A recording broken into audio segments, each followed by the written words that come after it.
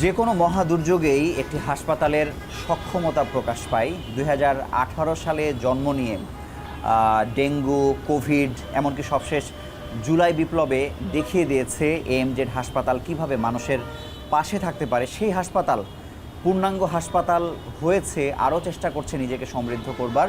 তবে সবশেষ লিভার প্রতিস্থাপনের মতো একটি জটিল কাজ সম্পন্ন করার প্রস্তুতি নিচ্ছে। আমরা এএমজেড হাসপাতালের আদ্যপান্ত নিয়ে আজকে কথা বলবো। আমাদের সঙ্গে যুক্ত হয়েছেন দুজন অতিথি। আমাদের সঙ্গে আছেন মোহাম্মদ জুলফিকার আলী বাবুল, ব্যবস্থাপনা পরিচালক এএমজেড হাসপাতাল। সঙ্গে আরও আছেন doctor lima Rahman, director and chief executive officer AMZ হাসপাতাল লিমিটেড। আপনাদের দুজনকে স্বাগত জানাচ্ছি আমাদের অনুষ্ঠানে। আমি শুরুতেই মোহাম্মদ জুলফিকার আলী আপনার কাছে জানতে চাইবো যে এই হাসপাতাল তো আমরা রাস্তায় যেতেই সবসময় আসলে দেখি, খুবই পরিচিত একটি নাম। আমি জানতে চাই ঠিক কবে এটি প্রতিষ্ঠা পেল বা প্রতিষ্ঠাকালীন গল্পটা যদি আমাদের একটু বলেন। আসলে এই হাসপাতালটি 2017 সালে এক ঝাঁক বিশেষজ্ঞ ডাক্তার সমন্বয়ে যাত্রাটা শুরু করে। আচ্ছা, এই ডাক্তাররা একটা কমিটেড হই আমরা সবাই ডাক্তারদের সঙ্গে, যে আমরা এমন একটি সেবা চালু করবে দেশে, মানুষ বিনা চিকিৎসায় যে হাসপাতাল থেকে ফেরত যাবে না। আচ্ছা, সে যে লেভেলেরই হোক, সে তার আর্থিক সংকট থাকলেও আমরা তার সেবাটাকে নিশ্চিত করব, তার চিকিৎসাটাকে নিশ্চিত করব। সেই আলোকেই আমাদের যাত্রা শুরু।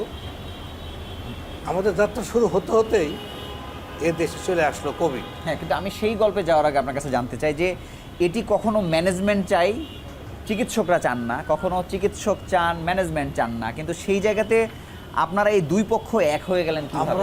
আমরা এতই সমন্বয় নিয়ে চলতে পেরেছিলাম, কারণ এখানে যে ডাক্তার সাহেবরা আসছিলেন প্রায় ম্যাক্সিমামই একই ব্যাচের। সিলেট মেডিকেল কলেজেরই বেশি, অন্য অন্য মেডিকেল কলেজও আছে, এবং তারা এ দেশের স্বনামধন্য ডাক্তার হিসেবেই বিভিন্ন মেডিকেলে বিভিন্ন জায়গায় তারা প্রতিষ্ঠিত। এবং আমাদের সমন্বয়ের বিষয়টা এই জন্যই সুন্দর ছিল, বয়সের একটা সামঞ্জস্যতা এবং প্রত্যেকের একটা কমিটমেন্ট ছিল যে আমরা যা আবার হয়ে গেছি, এখন আমরা একটু সেবা দিতে চাই। সেই আলোকেই কিন্তু এই হাসপাতালটা যাত্রা শুরু করে। আমি আপনার কাছে আসবো ডক্টর লিমা রহমান। আমি শুরুতেই বলছিলাম যে ডেঙ্গু, কোভিড, জুলাই বিপ্লব, মানে এক কোভিড দিয়ে আপনাদের নাম পরিচিতি পেয়েছে, ডেঙ্গুতে আপনারা নিজেদেরকে তৈরি করেছেন, এবং জুলাই বিপ্লবে আপনারা সাংবাদিক হিসেবে আমি বলছি আপনারা দেখিয়ে দিয়েছেন। মানে হঠাৎ করে এতগুলো ভিন্ন ভিন্ন বিষয় কিভাবে সামলেছেন আপনারা? আসলে আমাদের একমাত্র লক্ষ্য হচ্ছে মানুষকে সেবা দেয়া, এবং সেটা হচ্ছে যে সার্বজনীন ভাবে নিজেদেরকে চিন্তা করা যে কোন ক্লাসের মানুষকে আমরা সেবা দিচ্ছি, সেইটা না ভেবে আমরা আসলে তাৎক্ষণিক, এবং আপনি জানেন যে বাংলাদেশে ম্যানমেড ডিজাস্টার এবং হচ্ছে যে যদি আমি বলি যে ন্যাচারাল ডিজাস্টার, আমরা কিন্তু প্রায়ই মানে রিসেন্টলি বেশ কয়েকটা কিন্তু আগুনের ঘটনা হলো, এবং সেখানেও কিন্তু আসলে এএমজেড তার সর্বস্ব নিয়ে কিন্তু ঝাঁপিয়ে পড়েছে।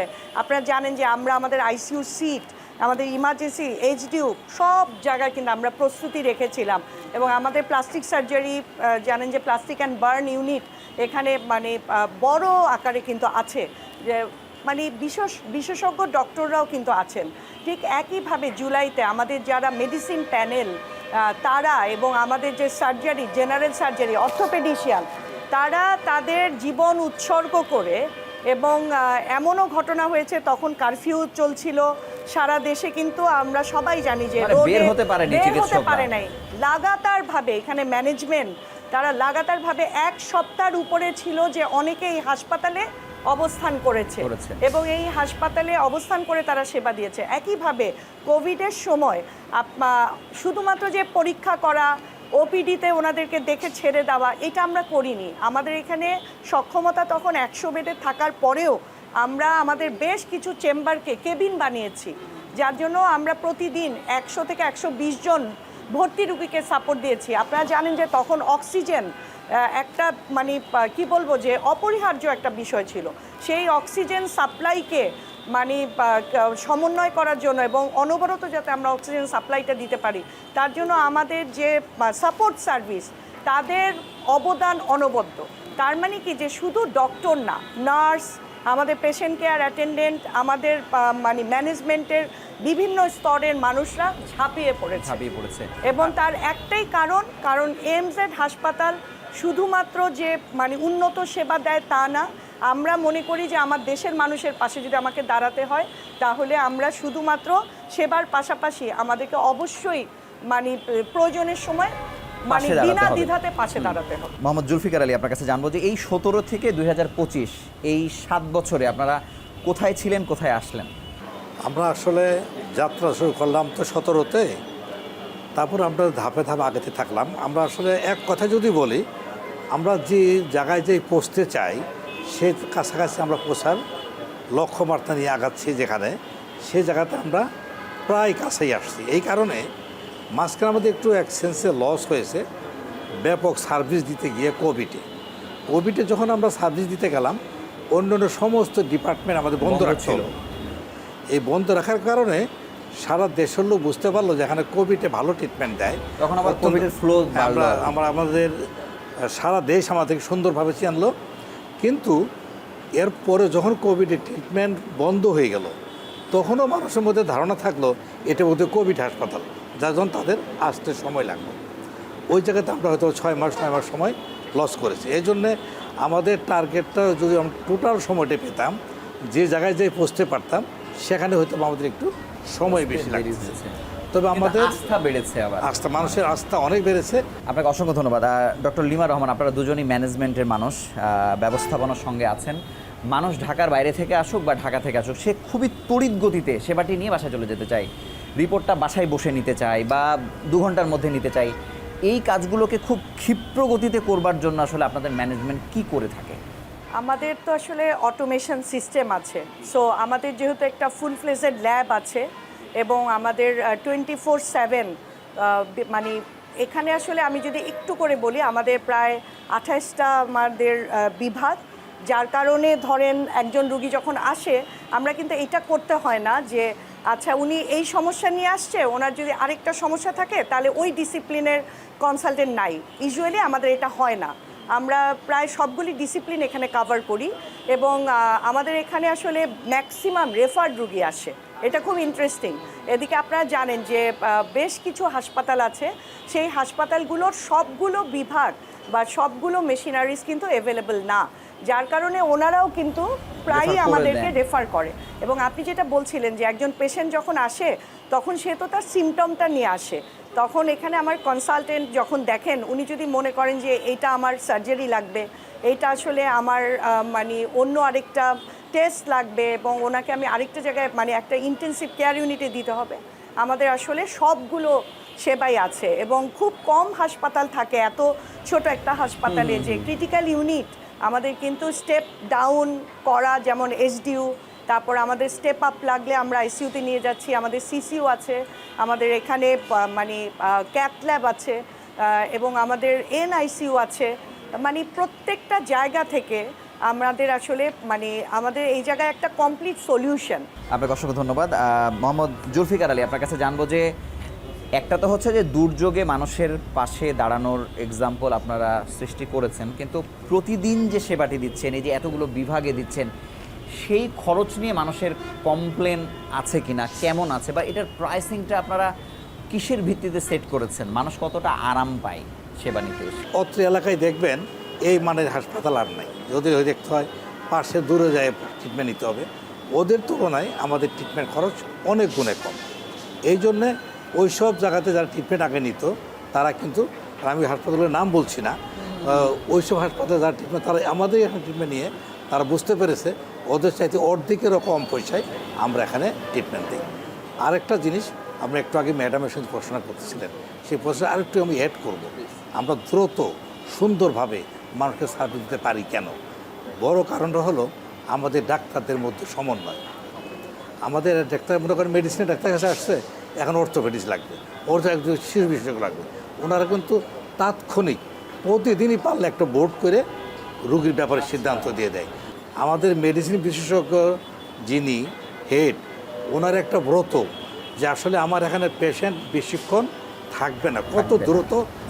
এবং উনি আরেকটা কথা বলেন যে আমি যদি কোনো কারণে পেশেন্টটাকে বুঝতে না পারি তার কি হয়েছে, আমি বলে দিব যে আমি পারলাম না, কিন্তু আমি তাকে লিঙ্গার করবো না, ফেলে রাখবো না।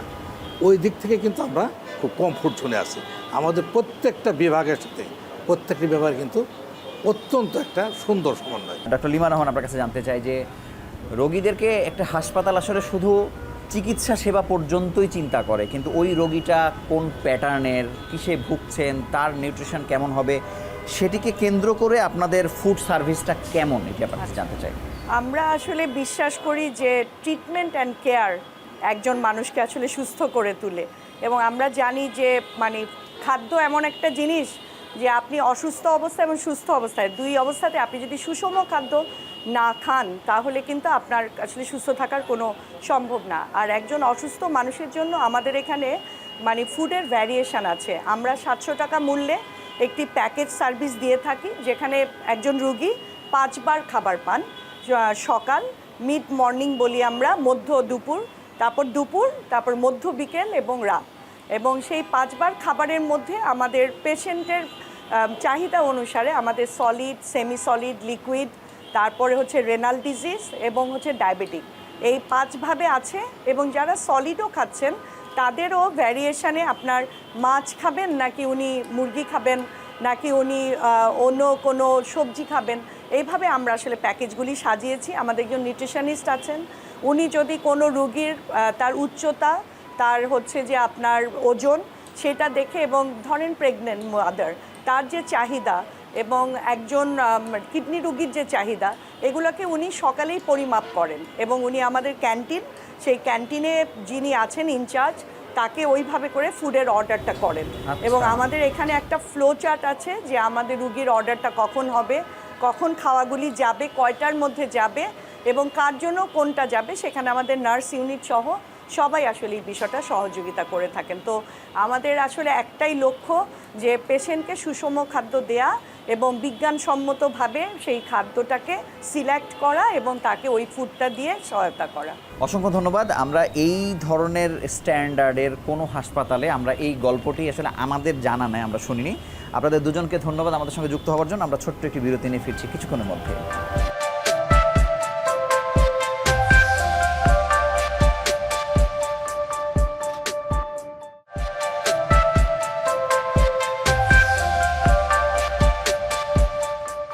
এমজেড হাসপাতালে রয়েছে স্বতন্ত্র প্লাস্টিক সার্জারি সেন্টার। সাধারণত বেসরকারি হাসপাতালগুলোতে এই ধরনের সেন্টার দেখা যায় না। আমরা এটির যাবতীয় বিষয় নিয়ে কথা বলবো। আমাদের সঙ্গে যুক্ত হয়েছেন এই সেন্টারের চিফ কনসালটেন্ট অধ্যাপক ডাক্তার মোহাম্মদ নাসির উদ্দিন। আপনাকে স্বাগত জানাচ্ছি। স্যারের আরও একটি বড় পরিচয়, তিনি একই সঙ্গে national institute of burn and plastic surgery ইনস্টিটিউটের পরিচালক। আপনার কাছে জানতে চাই যে অন্যান্য হাসপাতালগুলোতে সাধারণত এই সেন্টার আমরা দেখি না, মানে এটির সক্ষমতা আসলে কেমন? ধন্যবাদ। আসলে আমরা প্লাস্টিক সার্জারি শব্দটাই ব্যবহার করি। জি। এই প্লাস্টিক সার্জারির আন্ডারে অনেকগুলো উইং থাকে। জি। যেমন মনে করেন রিকনস্ট্রাকটিভ পার্ট, অ্যাস্থেটিক অর্থাৎ আমরা যেটাকে সচরাচর কসমেটিক সার্জারি বলে থাকি। এরপরে বার্ন একটা বড় একটা পার্ট, এটা ঠোঁট কাটা, তালু কাটা, আমরা যেটাকে বলি জন্মগত বিভিন্ন ধরনের ত্রুটি।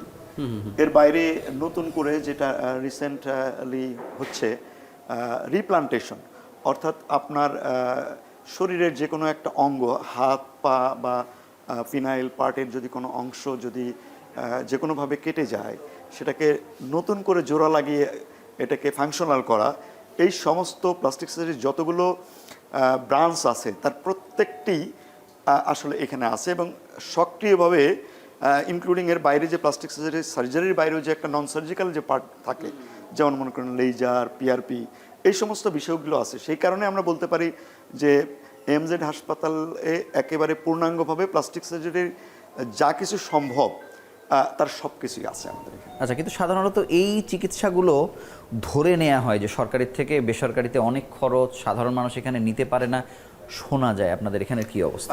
বিষয়টা ডেফিনেটলি প্লাস্টিক সার্জারির কস্ট এমনিতে একটু বেশি, ডেফিনেটলি বেশি, কারণ এর অপারেটিভ যে টেকনিকগুলো থাকে, যে সময়ের ব্যাপার থাকে, যে সমস্ত ম্যাটেরিয়াল ব্যবহার করা হয়, এগুলো ডেফিনেটলি কস্টলি। এবং সার্জিক্যাল যে কোনো একটা বিষয়ে অনেক সময় সময়ের থেকে ক্রিটিক্যাল কোন পার্টটা করা হচ্ছে তার উপরে কিন্তু ফিস ইত্যাদি নির্ভর করে। বাট আমরা এখানে যে কাজটা করি এমজেড হসপিটালে, বিশেষত আমরা অ্যাস্থেটিক বাদ দিয়ে অর্থাৎ কসমেটিক সার্জারি বাদে অন্যান্য যে অংশগুলো আছে সেগুলোতে কিন্তু আমরা খুবই রিজনেবল পর্যায়ে আমরা ফিসটা রাখি। ইভেন আমাদের এমনও একটা বিষয় আছে, যদি কোনো রোগী ধরুন যে একটা ট্রমা নিয়ে আসছে, ট্রমা নিয়ে আসার ফলে তার এমন একটা হাত বা পা এমন একটা জায়গাতে ক্ষত হয়েছে যে যেটাকে যদি আমরা দ্রুত ঠিক না করি তাহলে এটা হাত বা পা নষ্ট হয়ে যেতে পারে। সেই সমস্ত ক্ষেত্রে কিন্তু আমরা টাকার বিষয়টা ওভাবে দেখি না। পরবর্তীতে আমাদের নিজস্ব হসপিটালের একটা ফান্ডের ব্যবস্থা আছে, গরিব রোগী যদি কোনোভাবে সেখান থেকে করেন আর কি, সেখান থেকে করা। কিন্তু আপনি যেহেতু একটা ন্যাশনাল ইনস্টিটিউটের পরিচালক, আপনি তো সব কিছু দেখছেন, এটা দক্ষিণ এশিয়ার সেরা একটি সেন্টার, সেই জায়গাতে এই হাসপাতালকে যখন কম্পেয়ার করেন তার প্রযুক্তিগত সক্ষমতা, তার ট্রিটমেন্ট ফ্যাসিলিটিস, এটাকে কোন মানে আপনি রাখবেন? ধন্যবাদ। মূল বিষয়টা, আমি কিন্তু পরিচালক হবার আগে থেকেই এখানে আমার এই সেন্টারটা তৈরি হয়েছে 2023 সালে। অ্যাকচুয়ালি আমি পূর্ণাঙ্গভাবে আমরা 23-এ শুরু করছি, কিন্তু তার আগে কিন্তু এই হসপিটালের জন্মলগ্ন থেকে আমি প্লাস্টিক সার্জারি কিছু কাজকর্ম এখানে করতাম। আস্তে আস্তে অথরিটির সঙ্গে আমাদের কথা বলে তারা আমাকে এমন একটা, যেমন আমি আপনাকে একটা কথা বলি, আমাদের এখানে অত্যাধুনিক একটা মাইক্রোস্কোপ আছে, যে মাইক্রোস্কোপটা কিন্তু আমার ন্যাশনাল ইনস্টিটিউটের সমকক্ষ, যেটা কিন্তু আপনি অনেক হসপিটালে পাবেন না, প্রাইভেট হসপিটালে। এবং সেই মাইক্রোস্কোপ দিয়ে আপনি কি করতে পারেন, আপনি ফাইন যে সার্জারিগুলো আছে, মনে করেন একটা আঙুল কেটে গেল, সেই আঙুলটা রিঅ্যাটাচ করবার জন্য কিন্তু আপনার মাইক্রোস্কোপ নর্মাল লুপে করা সম্ভব না, এটা কিন্তু আপনার মাইক্রোস্কোপ লাগে। সেই ফ্যাসিলিটিস আমাদের আছে। আমাদের যে ওটিগুলো আছে এখানে, সেই ওটিগুলো একেবারে আধুনিক। আমরা অ্যানেস্থেশিয়ার জন্য যে সমস্ত ম্যাটেরিয়াল ব্যবহার করি, আমরা ন্যাশনাল ইনস্টিটিউটে যে মনে করুন যে গ্যাস যেগুলো ব্যবহার করা হয়, আইসোপ্রোনিন আমরা এখানেও ব্যবহার করি, ওখানে ব্যবহার করি। অর্থাৎ এর বাইরে যে একটা বড় অপারেশন করতে গেলে আরেকটা জিনিস দরকার, যে সাপোর্ট লাগবে। অর্থাৎ অনেক পেশেন্টের ক্ষেত্রে কিন্তু আমাদের আইসিইউ সাপোর্ট লাগে, তারপরে মেডিসিনের অন্যান্য বিভিন্ন ডিসিপ্লিনের সাপোর্ট লাগে। বরং কিছু কিছু ক্ষেত্রে আমার একটু পেশেন্ট, যে সমস্ত পেশেন্টগুলো খুব বেশি খারাপ, তাদের সার্জারি করতে গেলে আমার ন্যাশনাল ইনস্টিটিউটে যে সাপোর্টটা আছে তার থেকে বেটার সাপোর্ট এখানে, কারণ হচ্ছে যে ওখানে তো 28টা বিভাগ নাই, কিন্তু আমাদের এখানে যে সুবিধাটা আছে এই এমজেড হসপিটালে, মেডিসিনের একেবারে টপ লেভেলের লোকজন আছে। সেই বিষয়ে তো আমরা জানি। আমি আপনার কাছে শুধু জানতে চাই যে মানুষ অনেক সেবার পসরা নিয়ে বসে থাকলেও অনেকে না জানার কারণে বা নানান কারণে হয়তো আসে না। এই সেন্টারে কারা বেশি আসছে, কাদের আসা উচিত কিন্তু এখনো আসছে না? এই সেন্টারে আমি বলবো যে, যেমন অ্যাস্থেটিক সার্জারির যে কথাটাই বলি, অ্যাস্থেটিক সার্জারি করবার জন্য মানুষ অনেকে দেশের বাইরে, যেমন আমাদের এখানে আমরা ব্রেস্টের যত কাজ আছে, ব্রেস্ট রিডাকশন, অগমেন্টেশন থেকে শুরু করে ক্যান্সারের সার্জারি, এগুলো কিন্তু আমরা নিয়মিত এখানে করছি। কিন্তু প্রবলেমের যে জায়গাটা, অধিকাংশ ক্ষেত্রে আমাদের কাছে আসে কোনো একটা জায়গা থেকে অপারেশন করে তার যে কমপ্লিকেশন সেগুলো নিয়ে আসে। প্রাইমারিলি আমরা অনেক কম রোগী পাই। শুধু যে এইটার ক্ষেত্রে তা না, আমরা রিকনস্ট্রাকশনের ক্ষেত্রেও পাই। আমি একদম রিসেন্টলি 2 সপ্তাহ আগের একটা ঘটনা বলি। একটা 3 বছরের বাচ্চা মাদারীপুরে ওখান থেকে আসছে, তার এইখানে ব্রাকিয়াল আর্টারি কাটা গেছে, তার মিডিয়ান নার্ভ কাটা গেছে, তার হাতটা পুরো অকেজ হয়ে গেছে। সেটা সে কোনো একটা বড় একটা জায়গাতে সে কাজ করছে, শুধু সেলাই করে দিছে। তারপরে কোনো একজন আমাকে চিনতেন, উনি পাঠাইছে, আমরা সেই রাতের বেলায় তাকে সেই তার আর্টারি রিপেয়ার করলাম, নার্ভ রিপেয়ার করলাম, এখন তার হাতটা ফাংশনাল। এই যে বিষয়টা, ওনারা যদি শুরুতেই আমাদের কাছে আসতেন তাহলে কিন্তু আরো বেটার হতো। এরকম ভাবে আমাদের কাছে কিন্তু এই মুহূর্তে সারা বাংলাদেশ থেকে রোগী আসছে, চিটাগং, সিলেট, রাজশাহী, সমস্ত জায়গাগুলো থেকে রোগী আসে। কিন্তু পরিমাণটা অনেকে জানে না বলে আমরা হয়তো সবাইকে জানাতেও পারছি না নানা কারণে। কিন্তু আসলে, আমাদের এখানে আসলে, আমি যে কথাটা বললাম, আমাদের প্লাস্টিক সার্জারি অল ফ্যাসিলিটিজ এখানে দিতে পারে। আমি আপনার কাছে শেষ প্রশ্ন করতে চাই যে এই সেন্টারটা যতদূর পর্যন্ত এনেছেন, এই 23 থেকে এতদূর পর্যন্ত খুবই স্বল্প সময়, হাসপাতালে যেমন ডেভেলপমেন্ট হচ্ছে নানা দিকে, আপনার এই সেন্টারের ডেভেলপমেন্ট আরও কোথায় নিতে চান? আমি বলবো যে এই সেন্টারের ডেভেলপমেন্টটাকে আমি এমন একটা পর্যায়ে নিতে চাই, যেহেতু আমার সমস্ত ফ্যাসিলিটিস এখানে আছে এবং আমার সাথে, আমি কিন্তু এই সেন্টারে শুধু একা কাজ করি না, আমার সাথে আরো অনেকগুলো এক্সপার্ট কাজ করে, যার ফলে আমার যে কোনো পরিমাণের রোগীকে সার্ভিস দেওয়া আমার পক্ষে সম্ভব। আমি দেখতে চাই বাংলাদেশের প্লাস্টিক সার্জারির সমস্ত সার্ভিসগুলো যাতে আমি প্রপারলি দিতে পারি এবং তুলনামূলকভাবে কম সম্পন্ন মানুষদের জন্য যাতে আমি এটা পৌঁছাতে পারি। আরেকটা আমার স্বপ্ন আছে, যেটা বিদেশে যে মানুষগুলো যাচ্ছে অ্যাস্থেটিক সার্জারি করতে, সেই মানুষগুলো যাতে আমরা কমাতে পারি। এবং ক্যান্সার সার্জারি, আপনারা হয়তো জানেন না যে ক্যান্সার সার্জারির একটা বিশাল অংশ আমরা প্লাস্টিক সার্জারি করে থাকি।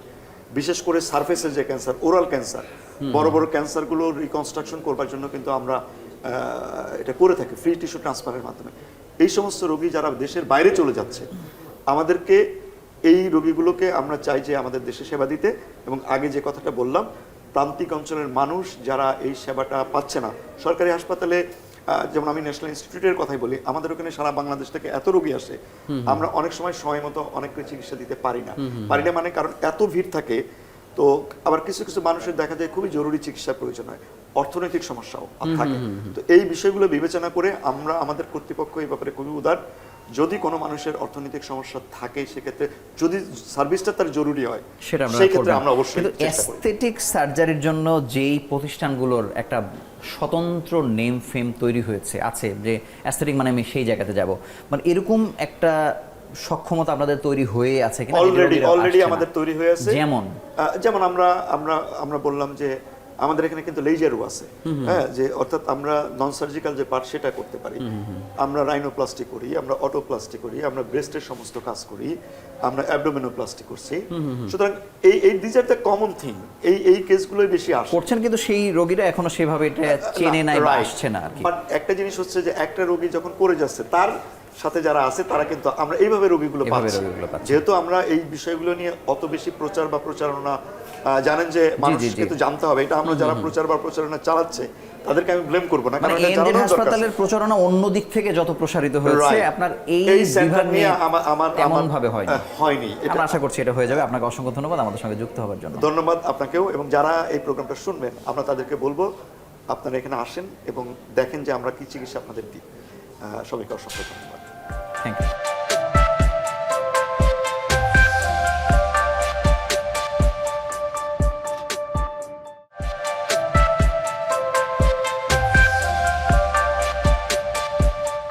এই পর্যায়ে আমাদের সঙ্গে যুক্ত হচ্ছেন আরও দুজন অতিথি। আমাদের সঙ্গে আছেন মেডিসিন বিভাগের কনসালটেন্ট ডাক্তার জিনিয়া জাফরিন, আপনাকে স্বাগত জানাচ্ছি। ধন্যবাদ। আরও আছেন আইসিইউ বিভাগের কনসালটেন্ট ডাক্তার শাহনেয়াজ নিশান, আপনাদের দুজনকে স্বাগত জানাচ্ছি। আমি শুরুতে ডাক্তার জিনিয়া জাফরিন আপনার কাছে জানতে চাই যে এই হাসপাতালটি ডেঙ্গু এবং কোভিড এবং এই সময়ে ব্যাপক সেবার মাধ্যমে পরিচিতি পেয়েছে, কিন্তু এটিও জানতে চাই যে এই যে গাইডলাইন ফলো করবার যে ব্যাপারটি, যেটি উপেক্ষিত থাকে অনেক জায়গাতে, মানে এই জায়গাতে চিকিৎসা দেবার ক্ষেত্রে আপনারা ওই গাইডলাইন ফলো করার ব্যাপারে আপনারা কতটা সতর্ক বা কিভাবে মেনটেন করেন? আপনারা সবাই জানেন যে এমজেড হসপিটালকে সবাই কিন্তু মেনলি চিনে হচ্ছে কোভিড-19 থেকে। আমার কাছে মনে হয় যে বেসরকারি যে হসপিটালগুলো প্রথম এগিয়ে এসেছে কোভিডের ট্রিটমেন্টে, আমরা অন্যতম। এবং আমাদের ডেথ রেটও অনেক কম ছিল এবং আমরা খুব দ্রুত চিকিৎসা নিতাম, ডিসিশন নিতাম দ্রুত, কিন্তু অবশ্যই গাইডলাইনের আন্ডারে থেকে না, গাইডলাইনের আন্ডারে থেকে। কারণ আমাদের আরেকটা ব্যাপার ছিল, যেহেতু আমাদের গাইডলাইনটা মেইনলি যারা করেছেন তাদের মধ্যে অন্যতম কিন্তু আমাদের প্রফেসর আহমেদুল কবির স্যার, তো আমাদের সুযোগ নাই। আর আমাদের এত পেশেন্টের এক্সপোজার ছিল যে আমরা দেখলেই বুঝতে পারতাম যে আসলে এই পেশেন্টটা খারাপ হবে বা তার জন্য কোন ট্রিটমেন্ট প্রোটোকলটা আমরা ফলো করব। এটা তো গেল ডেঙ্গুর ব্যাপার, কোভিডের ব্যাপার। ডেঙ্গুর ক্ষেত্রে একই কথা প্রযোজ্য। আমরা ওভার ট্রিটমেন্টও করি না, আন্ডার ট্রিটমেন্টও করি না। আমাদের নিজস্ব একটা প্রোটোকল আছে এবং আমাদের এমজেডের আরেকটা বড় শক্তিশালী দিক হচ্ছে অভিজ্ঞ ডক্টর টিম। তাদের ট্রেনিংটা এমন হয়েছে, তারা আমাদের সাথে কাজ করতে তারা জানে, তারা নিজেরাই অ্যাসেস করতে পারে যে আসলে কোন রোগীটা এখন এইচডিইউতে যাবে, কোনটা আইসিইউ বা কোনটা আমরা জাস্ট আউটডোর বেসিসে, এবং আননেসেসারি অ্যাডমিশনও কিন্তু আমরা করি না। ধন্যবাদ আপনাকে। ডাক্তার শাহনেয়াজ, আপনার কাছে জানবো যে মুমূর্ষ রোগীর চিকিৎসার ক্ষেত্রে আপনাদের কি কি আছে আসলে, এবং এখানেও ফ্যাসিলিটিসগুলো আপনারা কতটা বিজ্ঞানসম্মতভাবে দিচ্ছেন? আমাদের এমজেড হাসপাতালে ক্রিটিক্যাল ইউনিটে সব মিলে প্রায় 45 বেড অ্যাভেলেবেল, এবং আমাদের এখানে অ্যাডভান্স টেকনোলজির যা ফ্যাসিলিটিস বাংলাদেশে অ্যাভেলেবেল আমাদের এখানে সবই আছে। আমাদের আপডেটেড অ্যাডভান্স ভেন্টিলেটর, যেটা আমরা যদি বলি লাইফ সাপোর্ট মেশিন, সেটা আমাদের কার্ডিয়াক মনিটরিং সিস্টেম, দেন আমাদের পোর্টেবল আলট্রাসোনোগ্রাম, ইকো মেশিন, সব কিছু অ্যাভেলেবেল। এবং আমরা রিসেন্ট শুরু করেছি পয়েন্ট অফ কেয়ার আলট্রাসোনোগ্রাম, যেটা আমরা পেশেন্ট আসার সাথে সাথে অন বেড সাইডে আলট্রাসোনোগ্রাম করে আমরা ইনিশিয়াল ডায়াগনোসিস করতে পারি। এবং আমাদের এখানে যদি প্রসিডিউরের কথা চিন্তা করি, এখানে সব ধরনের প্রসিডিউর আমরা করে থাকি, যেমন সেন্ট্রাল লাইন, দেন পিকটেল ক্যাথেটার যেটা আপডেটেড, দেন আমরা পারকিউটেনাস পিআইসিসি লাইন যেটা বলি সেটা করে থাকি, এবং আমরা ডায়ালিসিস ক্যাথেটারাইজেশন সহ আমরা সব কিছু সেবা এখানে সবসময় অ্যাভেলেবেল। মানে এরকম কি কোনো আপনাদের কাছে কোনো তথ্য বা পর্যবেক্ষণ আছে কি যে গড়ে আপনাদের হাসপাতাল স্টে কেমন এই বিভাগগুলোতে আর কি, পাশাপাশি সুস্থতার হার কেমন? এই ক্ষেত্রে আসলে ক্রিটিক্যাল সাইডে মানে স্পেসিফিক বলার খুব ডিফিকাল্ট, মুশকিল, কিন্তু আবার আন্তর্জাতিক গাইডলাইনও কিন্তু আছে যে আপনি কত আছে। পার্সেন্ট সুস্থতার হার। না, সুস্থতার হার আমি যদি বলি, আমার এই আইসিইউতে মর্টালিটি রেট লেস দ্যান 5%। আচ্ছা, এই জায়গাটা আমাদের সফলতা ঈর্ষণীয়। এবং চিকিৎসার মানে হাসপাতাল স্টে যদি আমি চিন্তা করি, ধরেন স্ট্রোকের পেশেন্ট বা কোমরবিডিটিস পেশেন্ট যারা বয়স্ক রোগী, তাদের হসপিটাল স্টেতে এমনিতেই বেশি লাগে। বাট আমরা যদি অ্যাকুট ক্রাইসিস চিন্তা করি, যে সাডেন হার্ট অ্যাটাক হয়ে পেশেন্ট আসলো, তো ওই পেশেন্টের হাসপাতাল স্টেট আবার কম লাগে, রিকভারি রেট খুব ভালো। ধন্যবাদ ডাক্তার জাফরিন। আপনার কাছে জানবো যে পরীক্ষা নিরীক্ষা করবার ক্ষেত্রে আপনাদের সক্ষমতা কি পর্যায়ে, সাথে আরও একটু বিষয় জানতে চাই যে কোভিডে এবং ডেঙ্গুতে আমরা বেসরকারি হাসপাতালের ব্যাপারে একটা অভিযোগ আছে যে সরকারি হাসপাতালে একটা স্যালাইন যদি কোনোভাবে মাটিতে শোয়া রোগীর হাতেও যদি পুশ করে দেয় তিনি সুস্থ হয়ে বাড়ি ফেরেন, কিন্তু বেসরকারিতে মৃত্যু হার কম্পারেটিভলি বেশি, আমরা কিন্তু শুনে থাকি। মানে এই মৃত্যু হারের জায়গাটাতে আপনারা কোন জায়গাতে আছেন? পরীক্ষার ফ্যাসিলিটিস সম্পর্কে জানতে চাই। পরীক্ষার ফ্যাসিলিটি যদি বলছি, আমাদের এখানে এখন মানে অত্যাধুনিক যা যা হওয়া সম্ভব ইনভেস্টিগেশন আছে সবই আছে, ইনক্লুডিং ফাইব্রোস্ক্যান, সিটি স্ক্যান, মানে যা যা বলেন প্রসিডিউর। তো অনলাইনে কি কেউ চাইলে রিপোর্ট নিতে পারে? হ্যাঁ, অবশ্যই। আমাদের কাছে রিপোর্টগুলো এখন হওয়ার সাথে সাথেই পেশেন্টের কাছে SMS যায় বা ইমেল যায় যে আপনার report ready, you can take it from there. আর আপনি যেটা বলছিলেন মৃত্যু হারের কথা, আমি একটু ডক্টর নিশানের কথা সূত্র ধরে বলি। আমাদের এখানে কোভিড পেশেন্ট, কোভিড না ডেঙ্গুর কথা বলি, যে ডেঙ্গু পেশেন্ট আসলে যারা খারাপ হয় বা যারা আসলে আমরা সেভ করতে পারি না, তারা দেখা যায় আসলে এসেছেই খারাপ, মানে মাল্টি অর্গান ফেলিউর নিয়ে আসছে। হ্যাঁ, মাল্টি অর্গান ফেলিউর নিয়ে আসছে। সেই সরকারের এখান থেকে আমরা যদি সেই হিসাব করি, ও যেটা বললো যে 5% মৃত্যুহার, এই মৃত্যুহারটা কিন্তু আসলে ওখান থেকে প্রপার টাইমে এসে প্রপার ট্রিটমেন্ট পাওয়ার পরে মারা গেছে, এরকম অ্যাটলিস্ট গত কয়েক বছরের অভিজ্ঞতা আমাদের। এই যে এর পরেও 5%-এ হ্যাপি না হয়ে আরও পর্যবেক্ষণ পর্যালোচনা কেমন হয়? আপনারাও কাঠগড়ায় দাঁড়ান কিনা আপনাদের কর্তৃপক্ষের মাধ্যমে? আমাদের এখানে যদি যে কোনো, শুধু ডেঙ্গু না, যে কোনো পেশেন্ট যদি আমাদের এক্সপেকটেশন অনেক সময় তো হয় যে শুধু আমাদের চেষ্টাই তো না, একটা উপরওয়ালার তো ইচ্ছাতে আছে, এরকম যদি হয় তাহলে আমরা কিন্তু অলওয়েজ একটা ডেথ রিভিউ করি।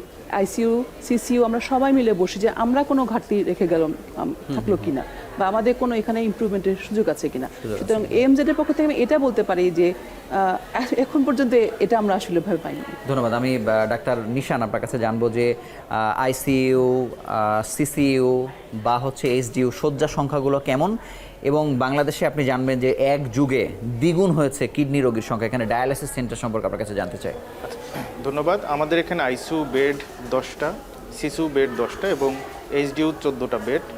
এর পাশাপাশি আমাদের ডেডিকেটেড ডায়ালাইসিসের জন্য 4টা বেড, বাট আমাদের মেশিন আরও বেশি অ্যাভেলেবল 4টা বেডের তুলনায়। ওই মেশিনগুলো দিয়ে আমরা আইসিইউ এবং এইচডিইউতে কন্টিনিউয়াস ডায়ালাইসিস দিতে পারি। সেক্ষেত্রে আমাদের ডেডিকেটেড ডায়ালাইসিস বেড অলমোস্ট 8টা, আমরা অ্যাট এ টাইম 8 জন পেশেন্টকে ডায়ালাইসিস দিতে পারবো। কেয়ারের দিক থেকে মানে আপনারা কোন বিষয়গুলো আসলে ফলো করেন? না, কেয়ারের জায়গাটা আমাদের ইন্টারন্যাশনাল কিছু প্রোটোকল আছে, এবং পাশাপাশি ইনফেকশন মেজারমেন্ট প্রিভেনশনের জন্য যা লাগে আমাদের সমস্ত স্টাফদেরকে ওইভাবে গাইড করা, এবং আমাদের নিজস্ব কিছু এসওপি আছে আমরা যেটা ফলো করি, এবং আমরা সবসময় চেষ্টা করি যাতে স্ট্যান্ডার্ডটা মেনটেন করা সম্ভব হয়, এবং আমরা সেটাই ফলো করি। আপনাকে ধন্যবাদ আপনাদের দুজনকে আমাদের সঙ্গে যুক্ত হওয়ার জন্য। ধন্যবাদ। ধন্যবাদ।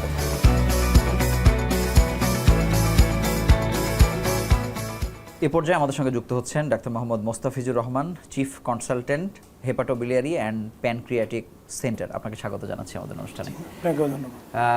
এই যে 28টা বিভাগের মধ্যে নিঃসন্দেহে এটি একটি গুরুত্বপূর্ণ বিভাগ বা সেন্টার আমরা যেভাবে বলি, এখানে আপনারা কোন কোন সার্জারিগুলো ফ্রিকোয়েন্টলি মানে প্রতিদিনই করছেন? বেসিক্যালি হেপাটোবিলিয়ারি অ্যান্ড প্যানক্রিয়াটিক সার্জারির যতগুলো অ্যাডভান্স সার্জারি আছে, আমি যদি খুব সহজ ভাষায় বলি যে লিভারের সকল ধরনের টিউমার, ক্যান্সার, লিভারের পাথর, লিভারের যে কোনো জন্মগত ত্রুটি, লিভারের ফোড়া বা লিভার রাপচার হয়ে যাওয়া, এ বাদেও পিত্তথলি, পিত্তনালী ও প্যানক্রিয়াসের সকল ধরনের সার্জিক্যাল সমস্যা, যেমন পিত্তথলি, পিত্তনালী ও প্যানক্রিয়াসে পাথর হতে পারে, টিউমার বা ক্যান্সার হতে পারে, এ বাদেও জন্মগত ত্রুটি হতে পারে, সকল সার্জারি এই এএমজেড হেপাটোবিলিয়ারি অ্যান্ড প্যানক্রিয়াটিক সেন্টারে আমরা নিয়মিত করে থাকি। আপনাদের কতজন মানে টিম মেম্বার বা এই সেন্টারের সাথে কতজন আমরা আছে? মোট 15 জন আছি এই সেন্টারে। 15 জন। 11 সার্জনস, একজন ইন্টারন্যাশনাল রেডিওলজিস্ট আছেন, আর 3 জন টেকনিশিয়ান আছেন। আচ্ছা, আমি জানতে চাই যে আসলে সার্জারির ক্ষেত্রে বিশেষ করে রোগীদের একটা প্যাকেজ চিন্তা করে বা কোথায় একটু রেশনাল প্রাইস সেটা চিন্তা করে, মানে ওই জায়গাতে এমজেড মানুষের প্রত্যাশা কতটা পূরণ করতে পারে? আলহামদুলিল্লাহ, আমি যেহেতু গভর্নমেন্ট এবং প্রাইভেট দুই জায়গায় কাজ করি, সেই ক্ষেত্রে আমি এটা একটা কম্পারেটিভ ডিসকাশন বা আলোচনা আমার কাছে আছে। জি। আমি দেখেছি যে গভর্নমেন্টেও বেশ ভালো টাকায় খরচ হয়, যেহেতু অনেক দিন ঘুরতে হয় এবং অনেক কিছু থাকে না আর কি সেখানে। বাট আমরা এমজেড হসপিটালটা চেষ্টা করছি সরকারি হসপিটালের কাছাকাছি একটা খরচের ভিতরে তাদের অপারেশনটা শেষ করতে, এবং আলহামদুলিল্লাহ সেটা করতে পারছি বিধায়েই আলহামদুলিল্লাহ নিয়মিত রোগী আসতেছেন এবং তাদের অপারেশনগুলো সফলতার সাথে শেষ করতে পারতেছি। বাংলাদেশের বয়স 53-54 যেভাবে আমরা বলি না কেন, বোন ম্যারো ট্রান্সপ্লান্ট, কিডনি প্রতিস্থাপন, নানান জায়গাতে একটা সফলতা তার কোনো না কোনো পর্যায়ে এসছে, কিন্তু লিভার প্রতিস্থাপনের কথা বললে আমরা আসলে মুখ কালো করে ফেলি। তো সেটি তো একসময় বেসরকারি হাসপাতালের হাত দিয়ে শুরু হয়েছে, সরকারি ট্রাই করছে, বাংলাদেশ মেডিকেল বিশ্ববিদ্যালয় অনেকটা এগিয়ে নিয়েছে, কিন্তু এমজেড হাসপাতাল কি এই স্বপ্ন দেখছে? এটা শুনে আমি নিজেই একটু অবাক হয়েছি। মানে আপনারা কি স্বপ্ন দেখছেন যে কখনো এটি সম্ভব এখানে লিভার প্রতিস্থাপন? ডেফিনেটলি, স্বপ্ন না দেখার তো কোনো কারণ নেই। মানে এটার আমার এই বাস্তবতা কি টিমে আসলে? অনেক হেপাটোবিলিয়ারি সার্জন আছে, আর জি। বেসিক্যালি আপনি যেটি বলছিলেন যে বাংলাদেশে কেন এখনো এই লিভার ট্রান্সপ্লান্টেশন স্বপ্নের জায়গায় বা বাস্তবতার জায়গায় পৌঁছতে পারেনি, আসলে অন্য যে সার্জারিগুলো আপনি বললেন তার থেকে লিভার ট্রান্সপ্লান্টেশন বা প্রতিস্থাপন কিছুটা আলাদা। আলাদা। এইখানের টিম অ্যাপ্রোচ অনেকটাই ডিফারেন্ট, সাপোর্ট অনেক বেশি প্রয়োজন। এই লিভার প্রতিস্থাপন সফল করতে গেলে আপনাকে পলিটিক্যাল সাপোর্ট থেকে শুরু করে ইয়েস, লজিস্টিক সাপোর্ট এবং টেকনিক্যাল সাপোর্ট সব যখন একসাথে পাওয়া যাবে তখনই এটি সফলতার মুখ দেখবে। আমরা ভিন্ন ভিন্ন সময় এটা নিয়ে আমাদের শ্রদ্ধাভাজন শিক্ষকরাও কাজ করেছেন, জি, কিছুটা এগিয়েছেন, কিছুটা পিছিয়েছেন, পিছিয়েছেন। হয়তোবা সবগুলো যে টুলস একসাথে কাজ করতে কাজ পারেনি। করেনি। আলহামদুলিল্লাহ, আমি রিসেন্ট যে ঘটনাগুলো ঘটছে বাংলাদেশে, যে ইন্টারিম গভর্নমেন্ট, আমি তাদেরকে ধন্যবাদ জানাচ্ছি, তারা খুব চেষ্টা করছেন যেভাবেই হোক সরকারি হসপিটালে এটাকে চালু করার জন্য, এবং সেই হিসেবে তারা প্রথমে national gastro liver institute and হসপিটালকে বেছে নিয়েছেন।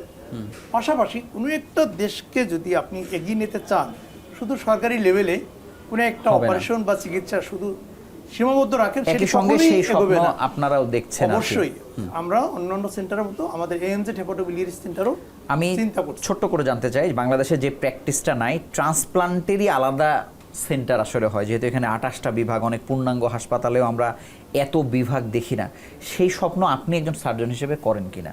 অবশ্যই স্বপ্ন দেখছি, বিদায় আমরা এটা নিয়ে অনেক দিন ধরে কাজ করছি। আমি ইমিডিয়েটলি একটা দেশে যাচ্ছি লিভার ট্রান্সপ্লান্টেশনের উপর প্রশিক্ষণ নিতে। যদি আমার স্বপ্ন না থাকতো তাহলে তো আমি সবকিছু বাদ দিয়ে এই প্রশিক্ষণ নিতে যেতেন না। এই প্রশিক্ষণ আমি যেভাবে সরকারি হসপিটালে কাজে লাগাতে পারবো, পাশাপাশি আপনি মনে রাখবেন বাংলাদেশে যত প্রাইভেট সেন্টারগুলো এগিয়ে আসবে এই সাবজেক্টটাকে অ্যাডপ্ট করার জন্য, তত এই সাবজেক্ট ডেভেলপ হবে। আপনাকে ধন্যবাদ। আমরাও দেখতে চাই যে একদিন এসে হয়তো আমরা এখানেই একটা ট্রান্সপ্লান্ট সেন্টারের গল্প আপনার সঙ্গে বসে করতে চাই। ইনশাআল্লাহ। আপনাকে ধন্যবাদ। আমরা ছোট্ট একটু বিরতি নিয়ে ফিরছি।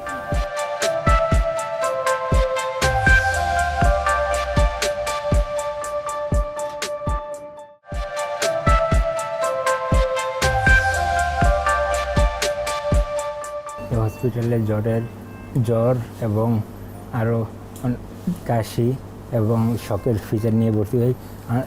আনকনশিয়াস অবস্থায় ছিলাম প্রথমে। তারপরে হসপিটালে ভর্তি হওয়ার পর আমার বিভিন্ন পরীক্ষা নিরীক্ষা করা হয় এবং এই হসপিটালের রিপোর্ট অনুযায়ী পরবর্তীতে আমার ট্রিটমেন্ট শুরু করা হয়। ট্রিটমেন্ট শুরু করার পর আলহামদুলিল্লাহ আমি এখন সুস্থতা অনুভব করতেছি আগে থেকে। আমরা শুনছিলাম এমজেড হাসপাতালে চিকিৎসা নিয়ে সুস্থ হওয়া একজন চিকিৎসকের কথা, এবং এই পর্যায়ে আমাদের সঙ্গে যুক্ত হচ্ছেন অধ্যাপক ডাক্তার আহমেদুল কবির, চিফ কনসালটেন্ট মেডিসিন বিভাগ, এমজেড হাসপাতাল লিমিটেড। আপনাকে স্বাগত জানাচ্ছি আমাদের অনুষ্ঠানে। রোগী যেটি বলছিল যে প্রায় মৃত্যুর দরজা থেকে ফিরে এসছে, মানে এটি অনেক ক্ষেত্রেই হয়, কিন্তু আপনারা তার পেছনে কি শ্রম দিয়েছেন এবং কিভাবে এত দ্রুত তার রিকভার হয়েছে? আমরা যেটা করি আসলে প্রিন্সিপাল যেটা হচ্ছে ডায়াগনোসিস ফার্স্ট। ডায়াগনোসিস ফার্স্ট কেন করি, কারণ আপনি যদি একটা পেশেন্টের পিন পয়েন্টের ডায়াগনোসিস করতে পারেন তাহলে পরে সেই পেশেন্টের ট্রিটমেন্টটা কিন্তু ভালো হবে এবং তার যে সাইড ইফেক্টগুলি সেগুলো অনেক কম হয়। যেই পেশেন্টটা নিয়েই আমরা কথা বলছিলাম, যিনি কথা বললেন একটু আগে, উনি একজন ডক্টর, অন্য একটা হাসপাতালের আইসিইউতে ছিলেন। হি ওয়াজ অলমোস্ট ডাইং, কারণ তার sepsis and patient was unconscious. এখন আন্ডারলাইং সেপসিস অ্যান্ড আনকনশাসনেস যখন থাকে, সেই সময়ে যদি প্রপার ডায়াগনোসিস না হয় and if you cannot use the appropriate treatment, every second count. আমি যেটা পার্সোনালি বিশ্বাস করি, একটা ক্রিটিক্যাল পেশেন্ট বা যখন একটা স্টর্ম হবে, তখন আপনি যদি পারফেক্ট টাইমে পারফেক্ট ডিসিশন না নিতে পারেন, that will bring a disaster. Because প্রতিটা মুহূর্তেই পেশেন্টের জন্য লাইফ সেভিংয়ের জন্য ডিলে হচ্ছে unless you make a diagnosis. তো আসার সাথে সাথেই আমাদের একটা স্ট্রং মেডিকেল টিম আছে এখানে। আমাদের টিমে 4 জন মেডিসিন স্পেশালিস্ট, একদম মর্নিং টু নাইট 24/7 কনসালটেন্ট এখানে থাকেন। এটা হচ্ছে সবচেয়ে বড় জায়গা। মর্নিংয়ে একজন স্পেশালিস্ট রাউন্ড দেন, দুপুরে একজন স্পেশালিস্ট রাউন্ড দেন, বিকালে একজন দেন, রাতে আমি রাউন্ড দিই। তার মানে রাউন্ড দি ক্লক স্পেশালিস্ট অ্যাসেসমেন্ট এখানে হচ্ছে যখনই পেশেন্ট আসছে। তো ওইটা যদি একটা স্পেশাল কেস, আমরা ওদেরকে বললাম যে you do it at once. তো পেশেন্টের ছিল সেপসিস এবং তার 2টা ডায়াগনোসিস একই সঙ্গে, একটা হচ্ছে সালমোনেলা সেপসিস, আরেকদিকে চিকুনগুনিয়া। 2টাই কিন্তু পিসিআর ইনস্ট্যান্ট ডিটেক্টেড হলো এবং তার কিন্তু এনকেফ্যালোপ্যাথি ছিল, chikungunya encephalopathy and salmonella sepsis. All the parameters was very low.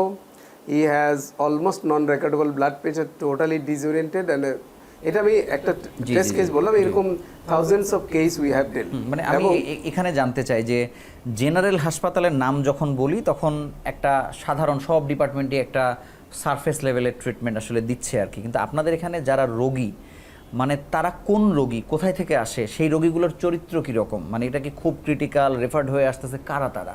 Internal মেডিসিনে সব referred case and all these are very critical. ধরেন ডেঙ্গু থেকে carditis, acute myocardial infection, complicated case. যেমন কিছুদিন আগে কুমিল্লা মেডিকেল কলেজের এক্স ডিরেক্টর এখানে ভর্তি ছিলেন, ইজ এ ডক্টর। ওনার কিন্তু আমাদের আরেক প্রফেসরই ওনাকে পাঠিয়েছিলেন। ওনার ডেঙ্গু থেকে ডেঙ্গু কার্ডাইটিস, আবার মায়োকার্ডিয়াল ইনফেকশন, স্ট্যান্টিং করা। এখন তার ট্রোপোনিন অনেক হাই, আবার platelet count less than 10,000। So it is a both way sword. আপনাকে হার্ট অ্যাটাকের চিকিৎসা করতে হবে যেটা ব্লাড থিনার, আবার ডেঙ্গুর চিকিৎসা করতে হবে যেখানে আবার আপনি ব্লাড থিনার দিতে পারবেন না। সো এই যে ক্রিটিক্যাল জাজমেন্ট, আমি ওনাকে প্লেটলেট দিয়ে প্লেটলেট বাড়িয়ে আবার ব্লাড থিনারও দিয়েছি। সো এই ব্যালেন্সটা কিন্তু এভরি মানে ফিজিশিয়ান যেই করবেন তারা খুব শার্পলি যদি উনি না করতে পারেন, এই পেশেন্টকে সার্ভাইভ করাতে পারবেন। যেমন আমরা শুনেছি যে এখানে রোগীর জন্য মেডিকেল বোর্ড করে ফেলা বা হচ্ছে খুব তড়িৎ চিকিৎসা দেয়, যেটা আপনি বলছেন, কিন্তু দেখা যায় যে ক্লিনিক্যাল পার্টের পাশাপাশি অন্যান্য যে ডিসিপ্লিনের মানুষ যারা আছেন, নন মেডিকেল পার্সন যারা, তাদেরও একটা ওরিয়েন্টেশন লাগে যে একটা রোগী ঢোকা থেকে শুরু করে তাকে বের হওয়া পর্যন্ত আমি কত ক্ষিপ্র গতিতে চিকিৎসা দিচ্ছি।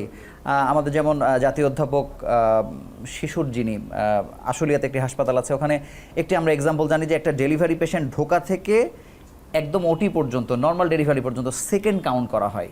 মানে ওই রকম মডেলে কি আসলে আপনাদের রোগীদেরকে আপনারা এরকম একটা ট্রায়াসের মাধ্যমে বা অন্যভাবে সেই ট্রিটমেন্টটা দিচ্ছেন কিনা, মডেলটা কি? অ্যাবসলিউটলি, কারণ হচ্ছে এটা এমনভাবে ওরিয়েন্ট করা আছে। আর আমাদের হোয়াটসঅ্যাপ গ্রুপ আছে, এনি পেশেন্ট, প্রত্যেকটা ডিপার্টমেন্ট গ্রুপ আছে। যেমন আমাদের হাই ডিপেন্ডেন্সি ইউনিট, ওখানে doctor consultant connected. Stroke unit আছে যেখানে ডক্টর কনসালটেন্ট 24/7 কানেক্টেড। আইসিইউতে 24/7 কানেক্টেড। এনি পেশেন্ট ভর্তি হলে, ইভেন অ্যাকিউট কার্ডিয়াক কেয়ারে পেশেন্ট ভর্তি হওয়া মাত্র তার আপডেটটা হোয়াটসঅ্যাপ গ্রুপে চলে যায়। এবং সব কনসালটেন্ট রাত 2টা 3টা যাই বাজুক, আমরা কিন্তু কোনো না কোনো একজন দেখছি এবং we are giving the decision instantly. আর এখানে যেটা অ্যাকিউট স্ট্রোক ইউনিট আছে, ওটা কিন্তু স্ট্রোকের সবার ব্যাচ লাগানো আছে। ইভেন লিফটম্যান ওরিয়েন্টেড, যেই পেশেন্টরা আসছে এটাকে আমাকে প্রায়োরিটি দিতে হবে। আপনার সিকিউরিটি গার্ড থেকে শুরু করে, লিফটম্যান থেকে শুরু করে, তারপর আপনার সিসিও পর্যন্ত, ডিউটি ডক্টর থেকে শুরু করে, neurologist, neurosurgeon, all are connected. মানে এটাকে বলতে পারেন যে সিঙ্গেল মোমেন্টে connectivity with all the consultant, even care giver, patient care support যিনি দিচ্ছেন, nurses, all are connected. So আমি আরেকটু জানতে চাই যে বেসরকারি হাসপাতালের বিরুদ্ধে সবথেকে বেশি অভিযোগ অপ্রয়োজনীয় টেস্ট, অপ্রয়োজনীয় ওষুধ এবং হচ্ছে কমিশন বাণিজ্য, এই নানান কারণে অনেক চিকিৎসকও আছেন যারা ওই ওই হাসপাতালগুলো অ্যাভয়েড করেন, কারণ তাকে তো আবার একটা প্রেশার নিতে হয় আর কি, যে ঠিক আছে আমি তোমাকে দিলাম তুমি আমাকে দাও, মানে এই জায়গাগুলো আপনারা কমিয়েছেন কিনা বা এই এটা অ্যাবসলিউটলি ইজ আনএথিক্যাল প্র্যাকটিস। জি। এবং আমার মনে হয় না যে নৈতিকতা যাদের আছে কোনো ডক্টর এই কমিশন বাণিজ্যের সঙ্গে যুক্ত হতে পারে। I don't believe it. আমি বিশ্বাস করি কেউ এটা করেন না। এটা আমার একটা দৃঢ় এবং ধারণা। আমি যেটা বলছিলাম যে অপ্রয়োজনীয় ওষুধ বা টেস্ট, এটা এই হসপিটাল কোনো না কোনোভাবে কেউ করছে কিনা, এটার পর্যবেক্ষণ আপনাদের মান বেসিসে? Management is highly strict regarding this. G. Hospital না চলতে পারে, ডাজন্ট ম্যাটার। ইভেন এখানে কোনো আইসিইউতে ইভেন কোনো ডক্টর যদি ইনভেস্টিগেশন দেন, he will not get any benefit. The benefit will be directly given to the patient. যেমন ধরেন পুয়ার পেশেন্ট আসলো, তার ক্ষেত্রে আইসিইউর ভাড়াই নেওয়া হয় না।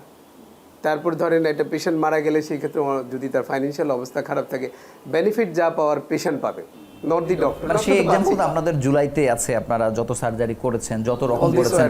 কিন্তু আমি আরও জানতে চাই যে ডেঙ্গু, কোভিড এবং হচ্ছে জুলাই বিপ্লব, মানে যেটির কোষ্ঠী পাথরে আসলে এই হাসপাতাল সোজা হয়ে দাঁড়িয়ে গেছে আর কি, সেই ক্ষেত্রে আপনাদের লার্নিংটা কেমন হয়েছে? যেমন আপনারা এমন সার্জারি করেছেন, এই যে গুলিবিদ্ধ হওয়া রোগীদের, মানে সেটা তো আপনাদের একটা ট্রেন্ড আপ আপনারা হয়েছেন আর কি, মানে সেটি আপনাদেরকে কতটা সহযোগিতা করেছে তৈরি হতে?